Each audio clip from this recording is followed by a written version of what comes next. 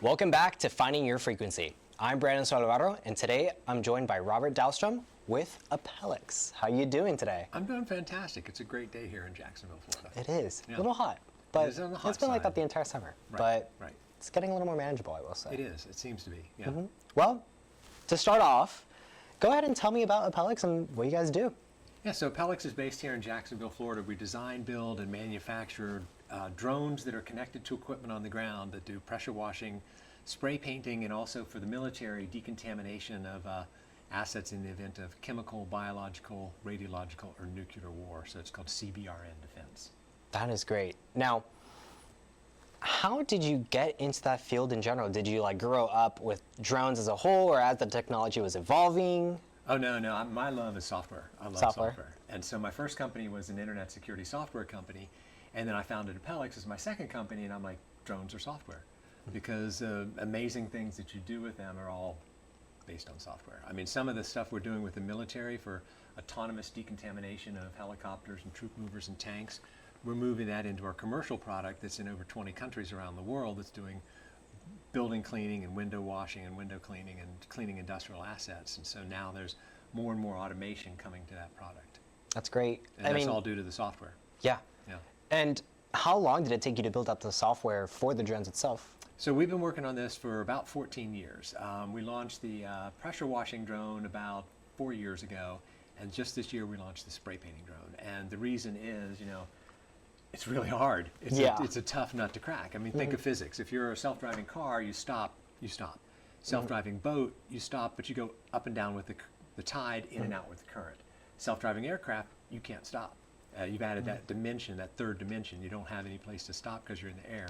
So to develop the precision flight control that's necessary for that, and all the iterations of the software, the sensors, the rest of that, that's a decade-long labor of love to finally get that thing out there. So that decade prior to creating the different drones that you now are selling, that's all just been developing the actual software. Yeah, so we started the company 14 years ago. Day one, we started developing the software for it. And that included some of this custom hardware, because at the time, a lot of the sensors weren't available to do the things we needed. So we were building our own integrated circuit cards and sensors and all sorts of stuff. So wow. Yeah. That must be a lot of fun. It's pretty exciting. And it is fun because, I love software, right? If you've written code for software and it runs on a server or computer or phone, it's fun, right? It's really fun.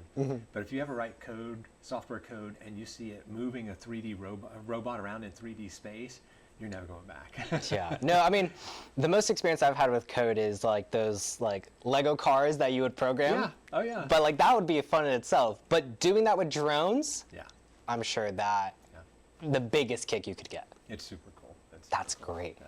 Now, for the drones, having it be for spray painting, window cleaning, how does that affect the safety of the people that would normally be doing those jobs? Because obviously you're removing, for example, window cleaning. Right. If you're doing one of the giant buildings here in Jax, or even let's say New York, you have tons and tons of stories, probably even pushing hundreds almost. How does that improve the safety of those people's lives, or even just remove the aspect of someone's life at possible risk? Oh yeah, it's phenomenal. I gave a talk to the International Window Cleaners Association last year, and somebody in the audience afterwards, when the question and answer, said, "Bob, I love this. I've been cleaning windows for 15 years. My dad would have loved it too. He was a window cleaner. He fell and died." Wow. So this is actually out there saving lives. Now we're the manufacturer, and a big component of what we do when you buy the drone, that includes the training. And so we make sure that all of our operators know how to operate this safely. But even in the worst case, a drone falls out of the sky, nobody's hurt. Yeah. A person falls out of the sky, it's not a good day. Yeah. That's great. Yeah. So with those manuals, for example, anyone could pilot the drone? Yes. Okay. We had our local congressman over last week, never flown a drone before in his life, and within 15 seconds he was out there piloting it. We take a paintball gun. I mean, this is Florida, right? So we're gonna have some fun with the gun.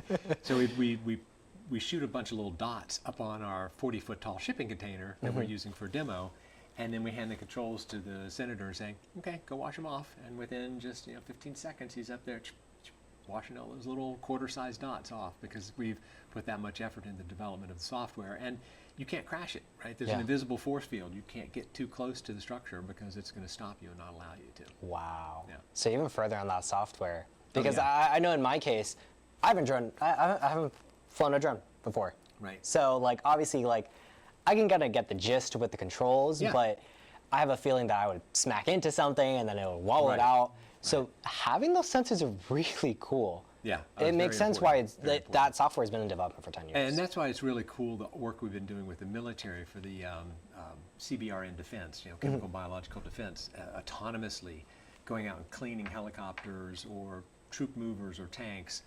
We've taken some of that autonomy and we've put it in our commercial products. So now every time you update the software, you get additional functionality. So now there's more and more automation being added to that commercial product that's out, over 20 countries around the world at this point.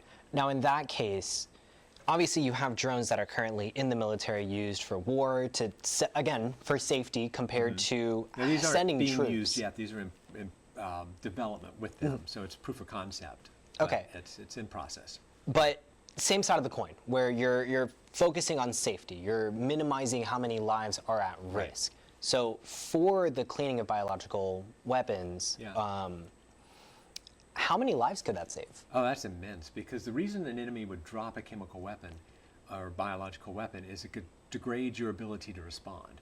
So they can then send their forces and overwhelm you, right? So what takes now on average 10 hours and takes a platoon of soldiers can be done now with just 2 soldiers in 10 minutes. And so what that does, I put my rose-colored glasses on, I say what that does is that removes the incentive to drop a chemical weapon in the first place, or a biological weapon. So therefore, this is an example of drones actually helping reduce war. Perfect. I'm really glad to hear that. Yeah. I mean, obviously, the last thing anyone wants is more war, or in the case of existing war, casualties. Right, exactly. So the work that you're doing is amazing. Not only on the war side, but also just here at home. Yes. So I really appreciate you for the work that you do. And again, sounds like it's a lot of fun.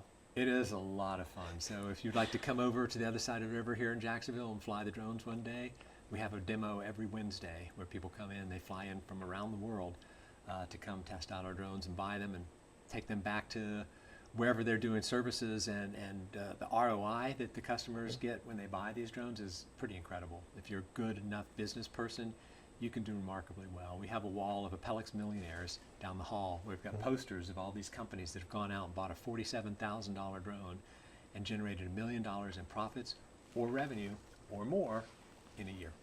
That's great. Yeah. And just recently I was out at Pepperdine University in Malibu, California, doing a demo out there, and one of our financial companies that finances some of these drones for people to buy them and set them up in business came up to me and he's like, Bob, this is horrible. A lot of your people are paying off their loan after they do 1 or 2 jobs. We don't like that. We want them to finance it for the whole life of the loan. So we've been hearing that anecdotally from our customers, that they're doing well, but to hear it validated from a financial institution that's making the loans was very gratifying to me, because we have a saying in the office, Apellix is successful when our companies are successful. And we go to a lot of pain and effort to make sure that, the companies that are buying these drones are able to go out there and safely do great things and be successful. And I'm sure a lot of that groundwork is on trust. Yes, absolutely.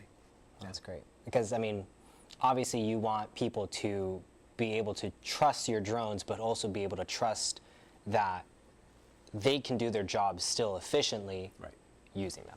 Right, exactly. Well, thank you so much. I Oh, really appreciate you joining us. I had fun. I definitely need to go out Wednesday. I'm going to get the info from you right after here. Sounds great. But yeah, thank you so much for joining the show. Appreciate it. And viewers, if you want to see more of Robert and Apellix, please, please, please check right below the video, see his information, go to Apellix's website, and please check them out.